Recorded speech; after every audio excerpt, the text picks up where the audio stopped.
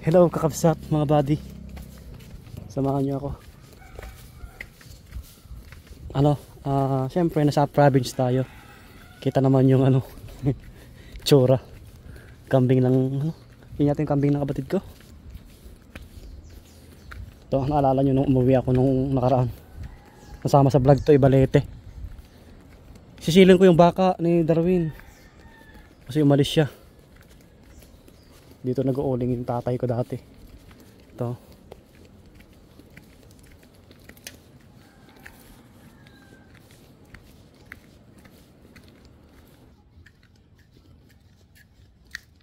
Nakabag ako, bagpak.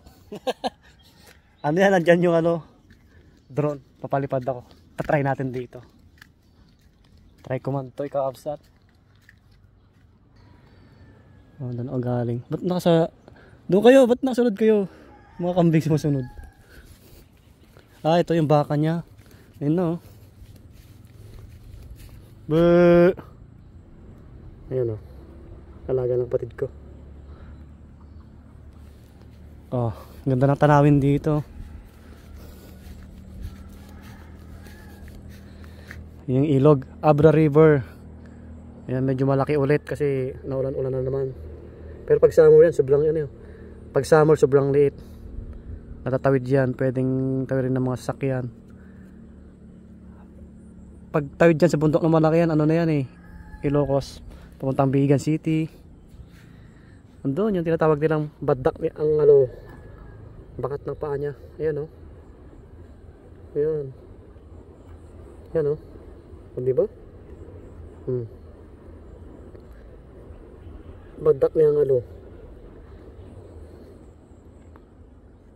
sa yan? Sa Lakong Cars 1. May mga bahay pa doon sa Mausok. Yan yung Mausok San Quintin. Saan sila? Ayan, Mausok. Tapos yung San Quintin, yung Ili doon sa kabila. Tara. Hey, welcome home again. Siguro 3 to 4 days lang ako dito. Balik ulit ako sa Manila. Kasi yun doon yung pinagkakakitaan natin. Shout out kanya yung aming kakabsat, mga Itnag Ilocano. Yan sa mga kabady natin dyan. Bango, may yung amoy ng probinsya talaga, no? Mga damo, yung kahoy. Press na press yung hangin. Yung mga kambing inaantay ako. Hindi naman ako alis Tumigil din sila